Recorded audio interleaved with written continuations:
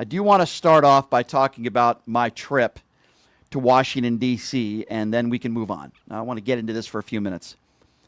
I was the most trending story. Yes, yours truly, Brian Shapiro, was the most trending story on X Saturday night for a few hours. Was not on my bingo card when I took a trip out there. I was assaulted, and I will get into that.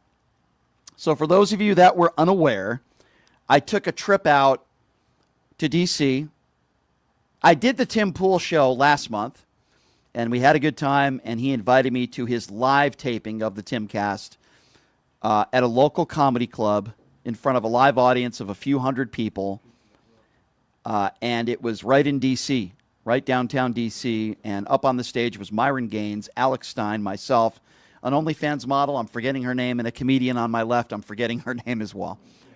I'm going to obviously be playing clips of this event, but it's not airing on Tim Pool's show until Friday. So whenever they give me the footage, but it was wild. I can tell you to start the show, Myron Gaines called me a Jew, and it didn't end very well for him because for 2 hours I was just hammering him on the issues, on his misogyny, on his racism, on his anti-Semitism. I said he was the male version of Candace Owens. I made some references to the fact that I think he needs to come out of the closet. And I hammered Myron Gaines for 2 hours. Alex Stein made one joke about me in the first 5 seconds. I think he made a joke and I'm going to play all this, when I get the video of it. He made a joke about me getting my tampon out, and then I said the same tampons that you were wearing after Donald Trump was shot and you wore tampons on your ear. He stayed away from me the rest of the show. Tim was cool. I was called plenty of homophobic slurs from Myron Gaines and some people in the crowd. Now, there was a portion of the show where people in the crowd, which I thought was great, there were people in the crowd, mostly a Trump-supporting crowd, got an opportunity to go on the microphone and speak. Most of the people that spoke wanted to speak to me. I will say this, I do talk a lot at times, and I was probably talking 90% of the 2-hour show, which I don't think anybody had a problem with because it was quite entertaining. There were people up there that called me homophobic slurs. There were people up there that were making anti-Semitic statements, and I defended myself, of course. There was one guy that came up there who has not done this show before. I'm not going to give out his name because I don't want to give him any free PR. But if you follow me on social media, you'll know who I'm talking about. He's a guy who looks like Chris Farley's brother, who travels around, a huge MAGA supporter, who can't control his emotions, and chases around Antifa for a living. Like, I don't think the guy has a real job. He alleges that he's Michael Flynn's security, but I learned that he was like the backup to the backup to the backup of Michael Flynn's security. So the guy doesn't really have a job, and he travels around the country, chasing around Antifa, calling himself a peacemaker. So anyway, he gets up on the microphone. He has a prepared statement just to attack me and call me names. There was nothing of substance. He threatened me, and there was nothing of substance of what he said. And I think my response to him was just, you give it to me, I'm going to give it back. I said, Chris Farley called. He wants his dead body back. And, it was insults back and forth. But again, it was within the confines of the show. People were laughing. I didn't take any offense to it. And that was the end of it. Just a moron. I live in his head rent-free. He comes up there, and he tries to attack me. No harm, no foul. Everybody was laughing. Everybody was having a good time. So, after this 2-hour discussion, which was supposed to be about dating, but somehow I turned it into transgenders and Trump and the 2020 election. I mean, it was all over the place. But everybody on the Tim Pool staff, they said this was the best show they've ever done. With a live audience, they were very happy. Tim Pool was happy. Everybody was happy. I even shook Myron's hand, and we made up, even though I don't like Myron very much. But everybody was cool, right? So then Alex Stein, Myron Gaines, and myself were like, hey, should we all go out there and shake the hands of some people, take some pictures? I said, sure, let's do it, And I had some MAGA people come up to me, and they said, hey, man, I don't agree with you, but I just want to say I think you did a great job. You got guts to debate everybody, and let me take a picture with you. And everybody was cool. And I met some of my listeners, some of the people who won tickets. I was shaking their hands. Really nice people. Even the Trump supporters, right? They understood that the show was over. Shake each other's hand. Let's take some pictures. I was happy to do that. And everything was going very well.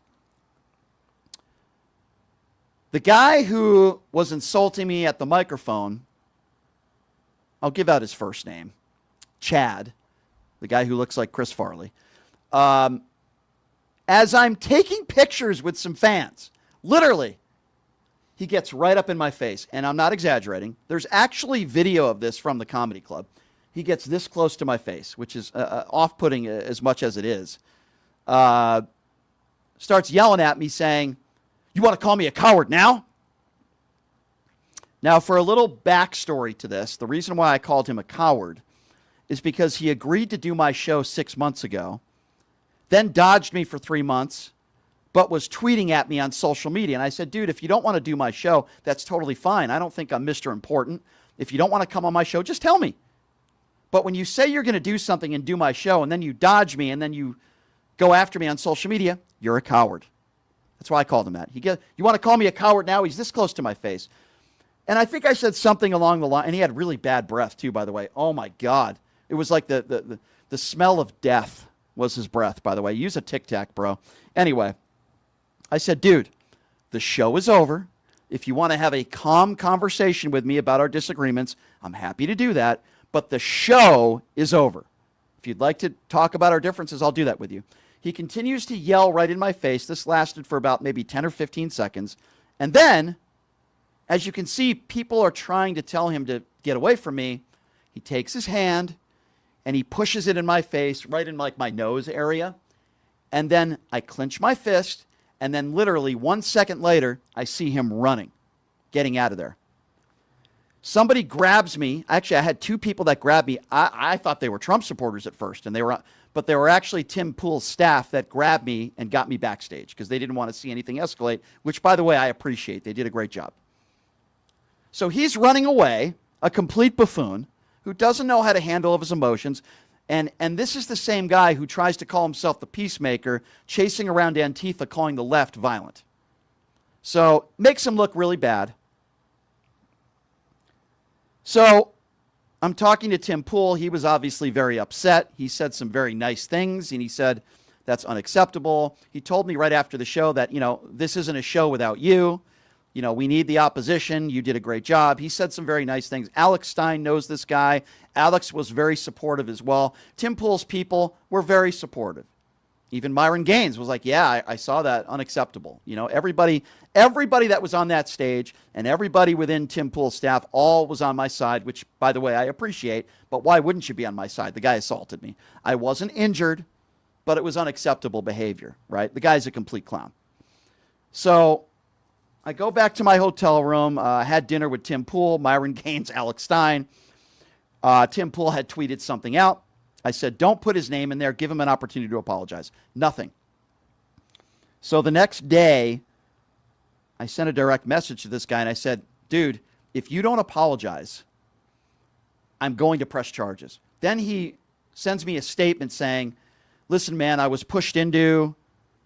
somebody pushed me into you. He made all these stupid excuses. I said, dude, you're a coward. This is why I call you a coward. You either own what you did or you don't. He told some of his friends that I put my face into his hand, which is a blatant lie. There's witnesses there. That's exactly not what happened. So he starts by lying. And I was more upset at that than the actual assault. I was more upset at the fact that he lied. So then I start getting pissed off, and I'm like, geez, maybe I should press charges, right? And I sent him one more message. I said, if you don't own what you did and publicly apologize, I'm going to press charges on you. He puts out a statement saying that he was sorry, but it was kind of a half-hearted apology. I wasn't really happy about it, but he sort of apologized, and I said, okay, this could go one of two ways. Either I press charges. I'm not one of those people that files a lawsuit in a fender bender, okay? I'm not the guy who says, whiplash, give me $30,000, I'm injured. I don't want to be that guy. Now, I have up to a year to press charges. I probably won't, but it would go a long way if this guy actually reached out to me and gave me a sincere apology, which I don't think he has. I think the only reason why he did what he did on social media is because I threatened to file a police report. So, that's what happened. That's the entire story. Other than that, it was a great experience. I had a great time. Had some private conversations with Tim about a lot of different issues. And it was fun, and I cannot wait until they air this. My understanding is Tim Pool is going to be airing this 2-hour show on Friday. I cannot wait. If they send it to me sooner, I will play clips of it on the air. It was extremely entertaining. I was extremely aggressive with Myron. I did not take any crap. There were some people in the crowd that thought Donald Trump won the 2020 election. I think I called them insurrectionists. But I did not hold back at all. This was the aggressive Brian that you hear when MAGA buffoons call into the show. That was me for 2 hours. I did not hold back. I was aggressive Brian. Not at Tim Pool and not at Alex Stein, because they were very respectful to me, but to anybody that was disrespectful to me, and trust me, there were plenty of them, I was very aggressive right back. All in all, it was a great experience. I had a lot of fun other than this assault. Everything was great. And maybe later on the show, you guys could tell me whether you think I should press charges or not. All right, so I have a bone to pick with Tim Pool. As you know, or may not know, Donald Trump called another female journalist Miss Piggy yesterday. Now, I find it to be repugnant and absolutely despicable. But Tim Pool thinks it's totally fine. I want you to listen to this clip of Tim playing the clip and then saying that everything is all good. Have a listen to this. Quiet, Piggy. So Donald Trump said to a journalist, he said, quiet, Piggy, because she was asking him questions, not letting him finish. And it's a slow news day, but it's a fun news day, I got to say. So I hope you're thoroughly entertained as I will now play for you this clip of Donald Trump calling a journalist a piggy. And everybody's tweeting like, did he just call her a piggy? Yeah, apparently it was over the Epstein files, for which Trump has already said should be released. This whole cycle on Epstein has been weird. I can't put a pattern together. And I pride myself on being able to find patterns in things. But hey, it is what it is. Let me play the clip for you in question, and I hope it brings a smile to your face. You're going to find out what did he know with respect to Bill Clinton, with respect to the head of Harvard, with respect to all of those people that he knew, including J.P. Morgan Chase. Sir, Yeah, is Jennifer, there go ahead. something Go ahead. incriminating in the file, sir? Why not act? Why Quiet, acting as a quiet, Piggy. Venezuela, sir? You've had a lot of meetings. This is our news day today. I know that there's more news, but this is the big one in the trending section of X and on Google, and everyone's asking, did Donald Trump call a journalist a piggy? Now, the question I have for you guys is, appropriate? Is this appropriate for a president? I say yes. I say yes. It's not that big a deal. It's funny, and we laugh about it. I think it's particularly funny that many people are acting like it's the apocalypse that he called this journalist a piggy. Completely disagree with Tim Pool. First of all, I'm not saying it's the apocalypse. I think there are far worse things that Donald Trump has said and Donald Trump has done. When you are the president of the United States, you have a responsibility. And in my personal opinion, if Joe Biden or Barack Obama had called a right-wing journalist Miss Piggy, I don't think Tim Pool would have been okay with it. I could be wrong on that, but I don't think a lot of people on the right would be okay with that. You are supposed to be a role model. You are supposed to be a leader. And the president's words matter. What type of example are you setting to not just children, but to the country when an adult doesn't like a question from a journalist and name calls and calls her Miss Piggy? It is not okay. I don't think it's funny at all. We're not talking about a late night show here. We're not talking about a comedian. We're talking about the leader of the free world and the president of the United States. And not only that, but it was completely unwarranted. I'm not saying it should ever be okay for the president to call anybody a name like that. It's beneath the presidency. But what did that journalist even do wrong? She did nothing wrong. Absolutely nothing. It's insane. And I have a serious problem with any president attacking people, especially a female journalist who did absolutely nothing wrong. Now, it would be one thing if the question was targeted and attacking you or calling you a name, then say, wow, that's beyond unprofessional what you said, and then move on to another question. But to call somebody Miss Piggy, this obviously isn't the first time he's attacked a female journalist. For anybody like Tim, and I disagree with Tim, to say that this is funny, there's nothing funny about this. I'm embarrassed. The world is laughing at us. You think it's appropriate and you're totally okay with the president of the United States name-calling people like a second grader? No, there's nothing funny about that. It's embarrassing. And it's beneath the presidency. You can disagree with policy. There are plenty of journalists that I'm sure many people on the left didn't like, but they still answered questions. And worst case scenario, next question. I'm not answering that question. Next question. But to call somebody Miss Piggy, it's so beneath the presidency, and it's so awful. And it's not the apocalypse, okay? No, the apocalypse is when you take 20 million Americans off of Medicare coverage and you take millions of Americans off of food stamps when you give the biggest tax breaks to the top 1% this year, $100 billion, okay? That's the apocalypse, in my personal opinion. Or when you invite former al-Qaeda leaders to the White House and coddle them. When you invite the Saudi prince to the White House and take his side when it comes to the Khashoggi murder. The same thing he did with Kim Jong-un when it came to Otto Warmbier. Oh, he told me he had nothing to do with it. I believe him. That's the apocalypse. Because there's nothing worse that a president can do in the United States of America than coddle to an evil, murderous dictator. And those are murderers. Kim Jong-un is a murderer. Vladimir Putin is a murderer. Viktor Orban is a murderer. Assad was a murderer. And yes, the prince that he invited in the White House today is part of the murderous regime. Now, that's the apocalypse. I don't think it gets much worse than that.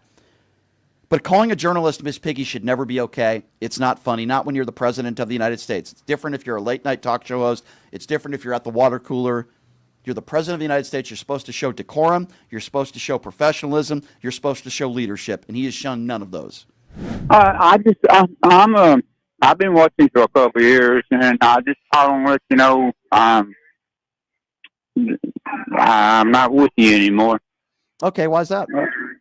Well, because of the Tim Pool bull and all that. Okay, when you talk to these people. Yeah, so I shouldn't do Tim Pool's show? I shouldn't do his show? Yeah. I shouldn't do it? These people are not, you cannot talk to them. These people, you cannot talk to them. Okay, so you're saying I should never. Okay, hold on. Let's dissect that for a moment. You can't reason with Okay, them. hold on. So you don't think I should have political debates with any MAGA? Is that what you're saying? Well, I'm going to say this. I would not. Okay, so you're not a talk show host. I am. I do a radio show, so I would like to ask you a And question. another thing. Hold on. One at a time. I'll gladly give you the time, sir, but just one thing at a time. Are you saying that I should not have debates with any MAGA supporters on the air? I'm not asking you what you would do. You're not a radio host, right, sir? I am. Are you saying that people that lean to the left should not debate MAGA supporters? Is that what you're saying? Right, sir? I am. Why are you not answering? Can you lower your radio, please? And then we could have a good conversation, okay? Please, sir. Thank you. Well, I'm trying to listen to you on TV and on Okay. the phone at the same time. Okay, so I don't know what you just said, but let's speak slowly so we can understand.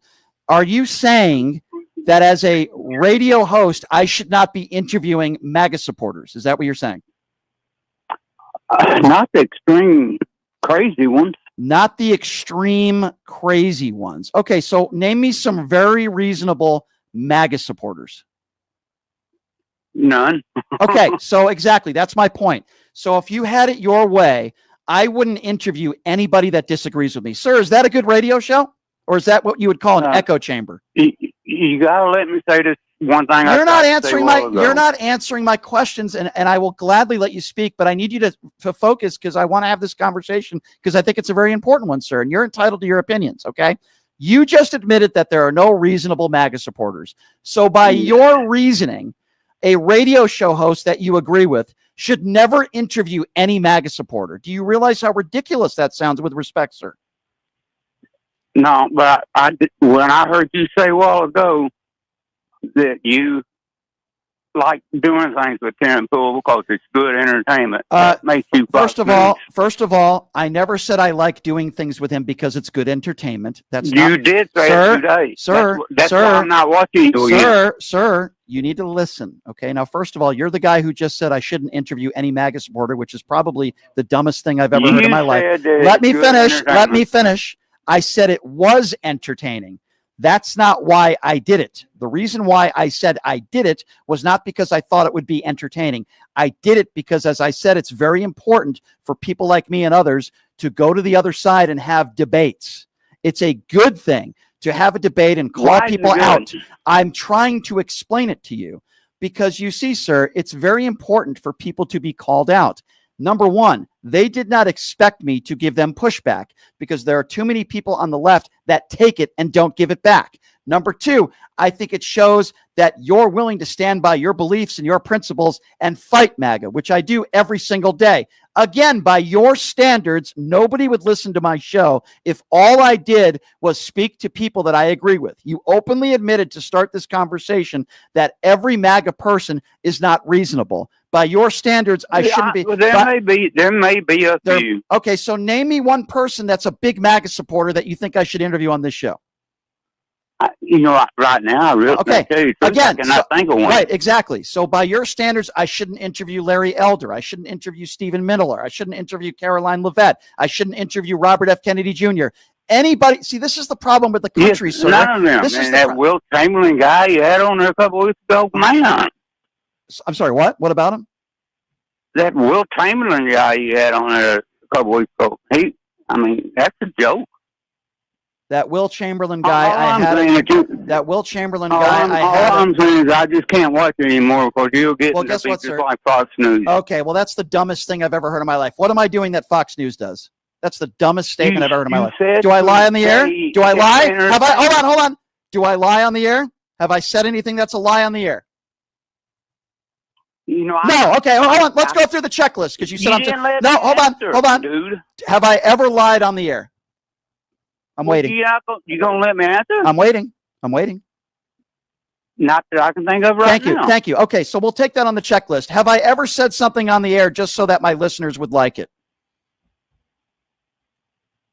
Not that I can think of right now. Okay. Thank you. No. Hold on. Let's calm down. Hold on. You just compared me to Fox News. Fox News lies on the air every day. Hold on a second.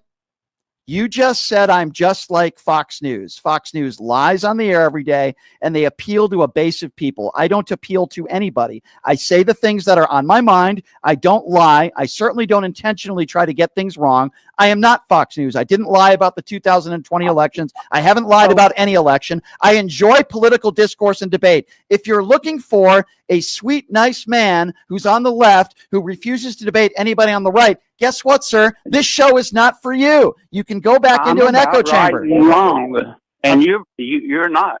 I'm about right and wrong, and you're not. Okay, where do I support wrong? Please be specific instead of your stupid general comments. Where am I about wrong? How do I support wrong? I heard you when you said that you and Tim Pool was good entertainment. Do you know? Okay, first of all, I didn't. Okay, let me ask you a question, sir. Did you see the show? Because you're commenting on the show. No. Okay, no. So you're commenting on a show that you didn't see. Maybe you should watch the show first. I'm what you said. Exactly. A lot of people that watched the show thought it was entertaining. Sometimes good-spirited debate is entertaining. I'll give you an example, sir. When I debated Robert F. Kennedy Jr. and The View played my interview the next day, they thought it was a very entertaining debate. When I had Caroline Leavitt and Vivek Ramaswamy on my show, a lot of people that listen to my show don't like them, but they thought it was a very entertaining debate. I've had a lot of people on my show, got a lot of people on the left. Okay, sir, this is a radio show. Do you not know what the definition of entertainment is? It's called a show. It doesn't mean I say things that are lies, but part of the radio business, this is called the entertainment business. Do you not understand that, sir? Everything you watch on TV, MSNBC, CNN, you don't even know what the word entertainment means. You haven't even watched the show. You compared me to Fox News. You can't name one person on the right. Go on Fox. If you want to entertain, go on Fox. Sir, you make absolutely no sense. You really make absolutely no sense. All right, I'll be entertaining, sir. Okay, I'm going to be entertaining for a moment. I don't think you're a very intelligent person. What do you think of that? I'm being entertaining, sir. Are you okay with that? Guess what? Well, I don't think you're my show. Okay, but yet you've watched me every day, so I think that makes you a complete freaking imbecile. You're watching. Bottom down. I haven't even mentioned Bill Maher, so shut up. You just said you don't think I'm smart, yet you've been watching and listening to my show for years. Let me tell you something, sir, about my listenership, and I mean this.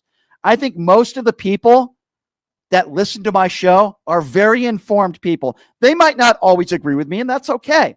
But I think most of my listeners are very, very intelligent and informed people.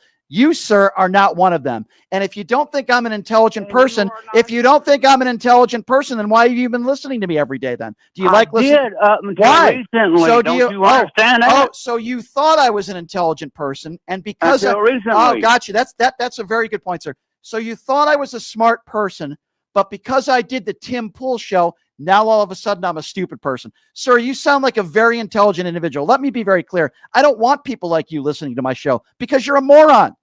You are a moron, and you don't know the definition of entertainment. You don't understand the radio business. And according to you, people should only interview people they agree with. That makes you a buffoon. You are a buffoon.